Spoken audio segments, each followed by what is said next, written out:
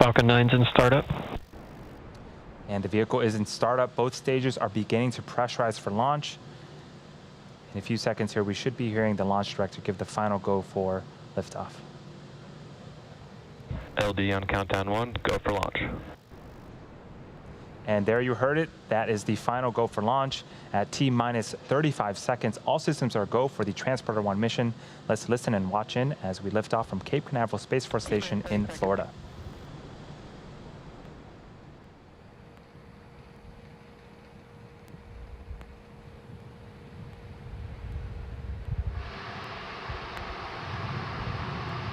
T-minus 15 seconds. 10, 9, 8, 7, 6, 5, 4, 3, 2, 1, 0. Ignition and liftoff.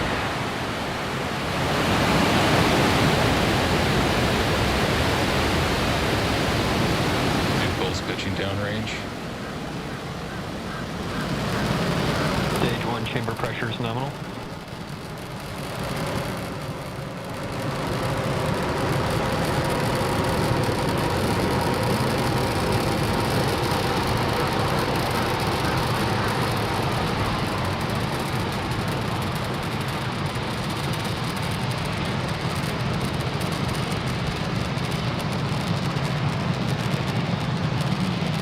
We are T plus 43 seconds into flight. Falcon 9 has cleared the tower and is currently throttling down to prepare for max Q at around the T plus 1 minute and 12 second mark. Max Q is where the vehicle will experience the highest amount of aerodynamic pressures. Falcon 9 is supersonic.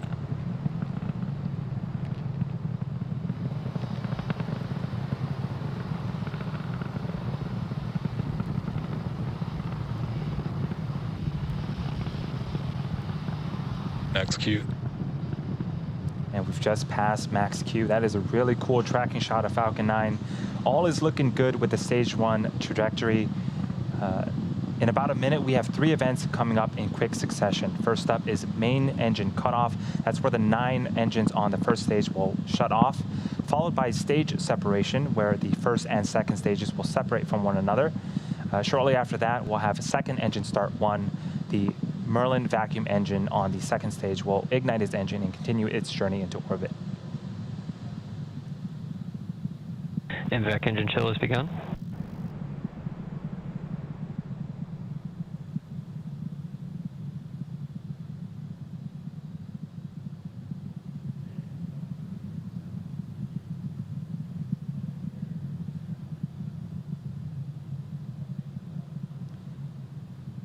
We're about 20 seconds away from main engine cutoff, the start of those 3 events happening in rapid succession.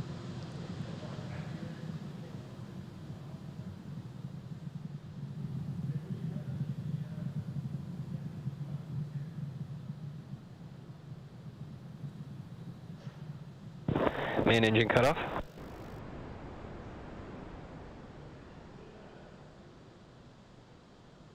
Stage separation confirmed.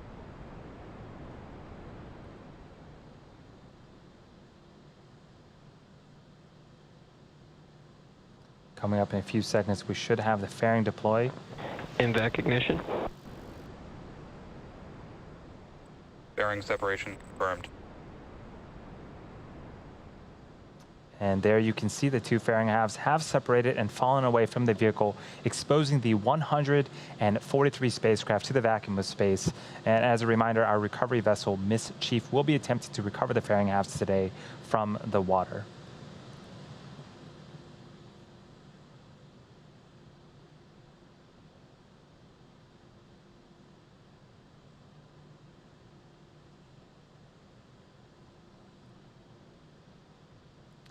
We're at T plus 3 minutes and 30 seconds into flight. We have a couple of views on screen right now.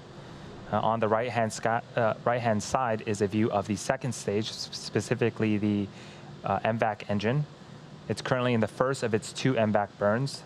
This burn should last for about another 5 minutes or so. And on the left-hand side of your screen is a view from the top of our first stage looking down. The next milestone for the first stage will be its re-entry burn. Falcon 9 needs to execute an entry burn to slow itself down before hitting the dense parts of the atmosphere. Without this burn, relying on the atmosphere alone to slow Falcon 9 down will put unnecessary strain on the rocket. And that entry burn is coming up at around the T plus 7 minute and 47 minute mark, just a few minutes from now.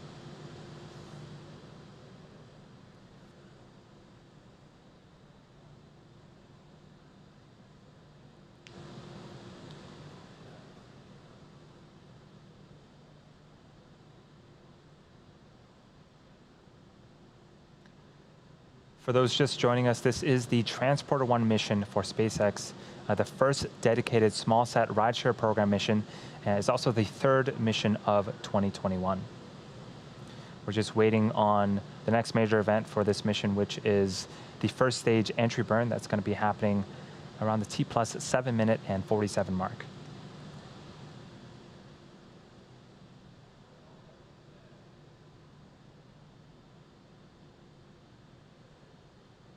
You can see some periodic bursts of gas from the first stage. That is nitrogen from our attitude control systems. They help to orient the first stage as it continues to make its descent back towards Earth.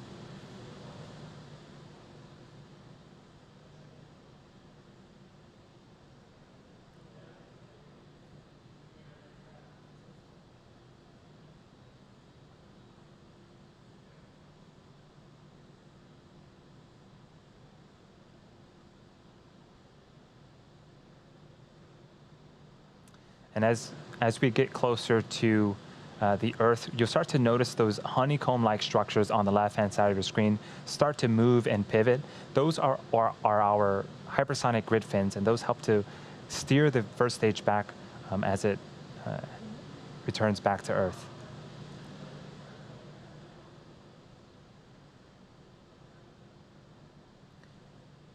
As for the second stage, impact performance looks nominal.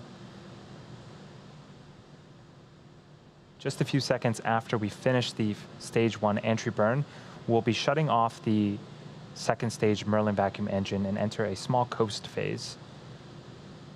Again, we'll need to relight this engine later on in the mission to get to our eventual destination in orbit.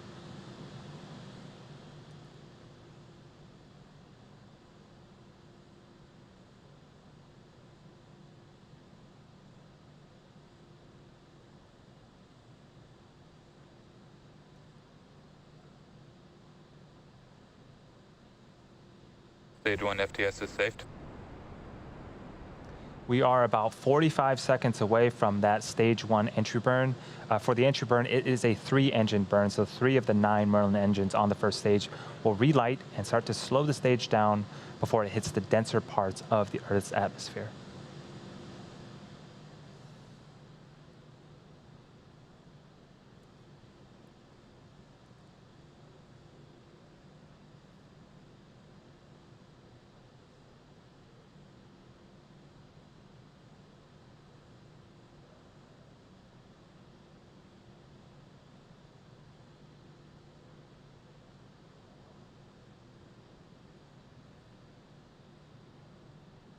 Stage 1 entry burn startup.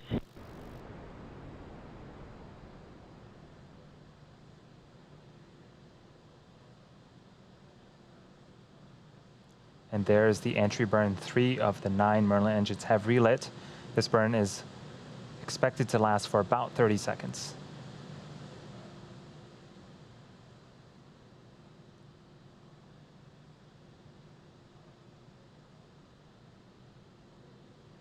Second stage and terminal guidance.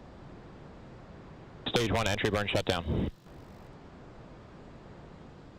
And you can see on screen the entry burn has concluded, and in just a few seconds we should be hearing the call out for a second engine cutoff, where we'll shut down the second stage MVAC engine.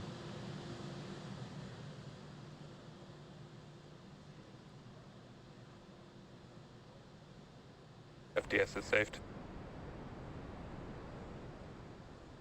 There's the second stage. Also signal stage 1, Cape expected.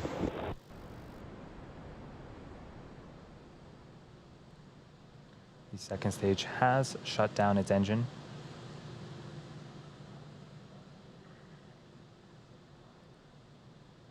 Now, as I mentioned earlier, we are going to be attempting to recover the booster for a 5th time Nominal parking orbit insertion. on our drone ship. Of course, I Still Love You.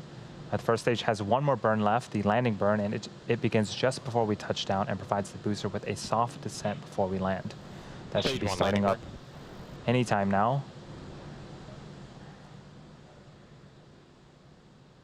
And we did get confirmation of the 2nd stage that it did reach a good parking orbit.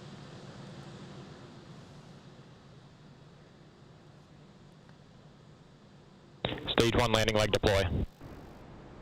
LOS stage 2, Cape Canaveral expected.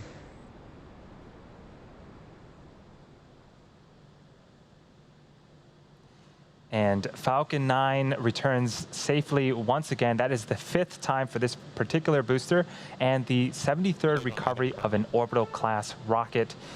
Great way to start off the mission and a great way to start off the Sunday. We're now going to coast for the next 45 minutes or so while we wait for SES-II, or second engine start number 2. We're going to leave you with an animation that shows you where we're at in the coast phase, and we'll see you back here at the T plus 54 minute mark.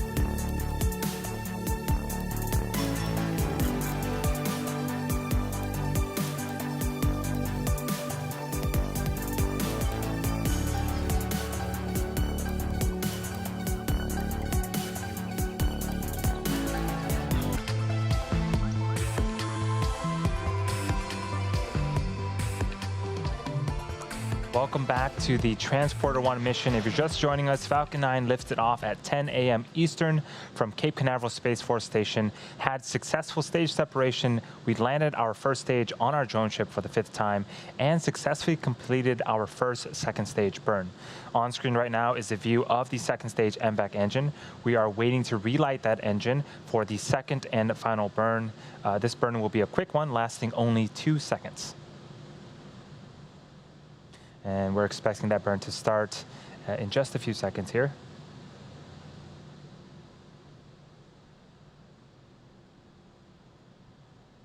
And if we don't have footage of it, we should be able to get confirmation over the nets.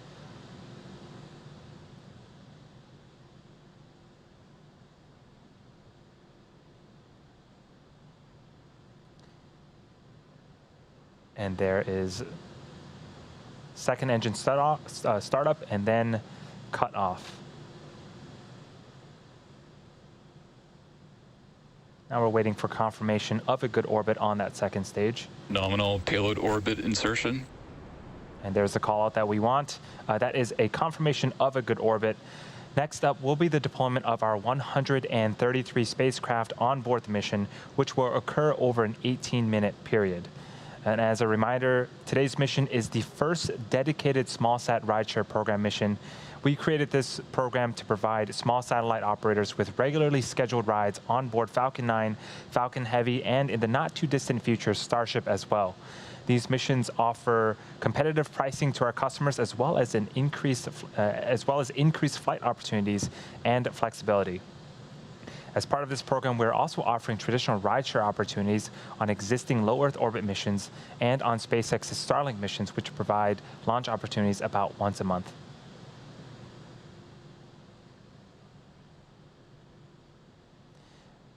The first of those deployments should be happening around the T plus 58-minute and 30-second mark. There's a view of the Transporter-1 payload containing all 143 spacecraft.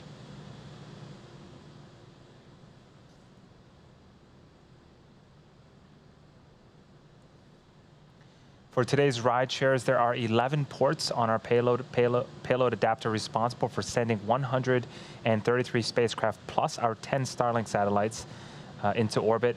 Some of these ports will have multiple deployments. For these, over the countdown nets, we'll hear callouts for when the deployment sequence has begun and another callout for when the deployment sequence has completed. There are also then a handful of ports that will deploy only once, and we'll try to let you know who the customer is for each deployment, along with how many spacecraft are being sent into space.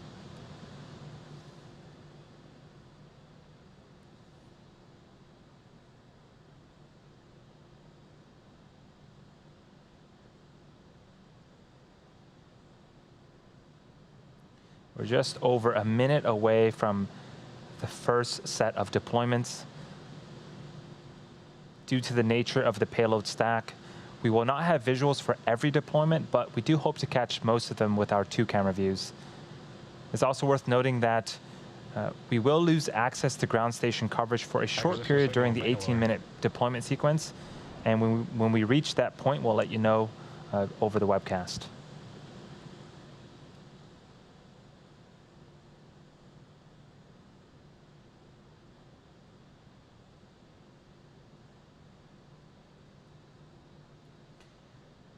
First up, the deployment sequences for port C4 and C1 will be initiated at the T plus 58-minute and 30-second mark.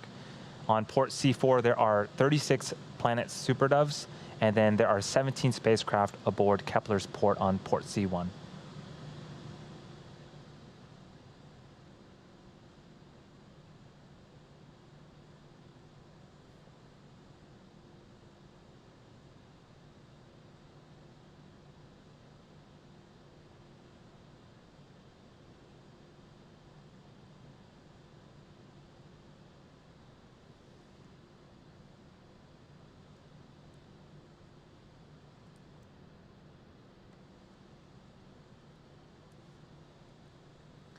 And we're hoping to get Ports C4 and C1 deployment sequences initiated.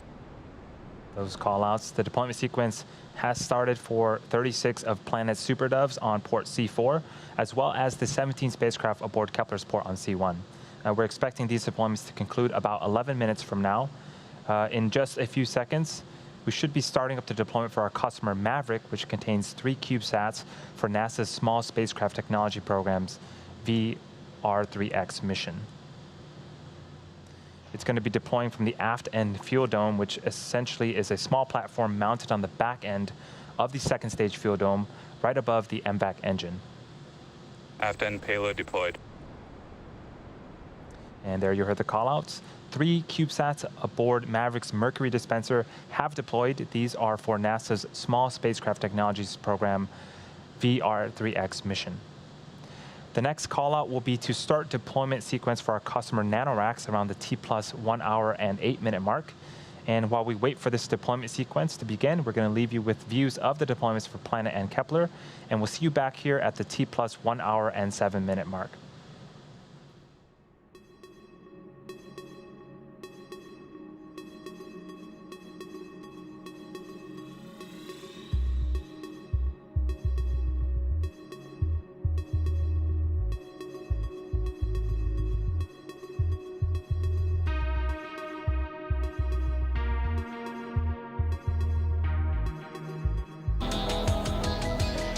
Acquisition of signal, New Hampshire.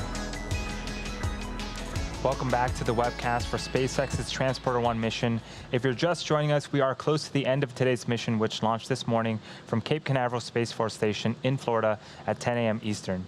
We then had 2 successful ignitions and shutdown of the second stage Merlin vacuum engine, then successful deployment of our 133 spacecraft for our commercial and government customers.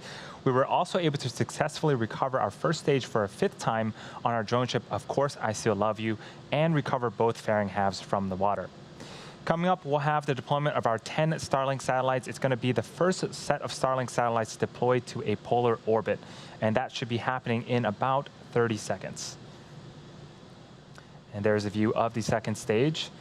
That right there is a view of the Starlink satellites to the right-hand side. It looks like we lost a signal on the second stage. Hopefully we can get that back. If we don't have views of the second stage, we should get confirmation via the callouts of deployments of those Starlink satellites. Expected.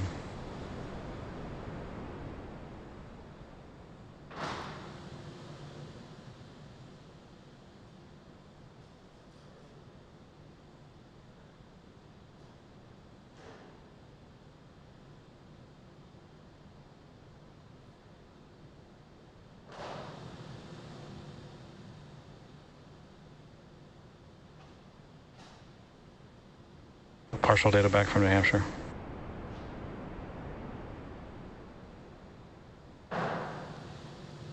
And there goes the 10 Starlink satellites, the first set to go to a polar orbit.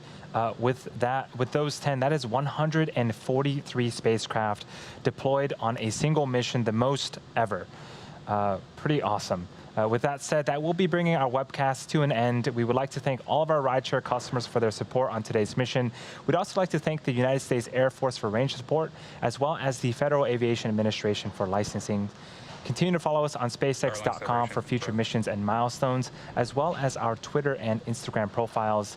And if you are excited about what you've seen today and want to join our team, visit SpaceX.com/careers to learn more about working at SpaceX. Thank you to all of our viewers for your continued support, and have a wonderful rest of the day.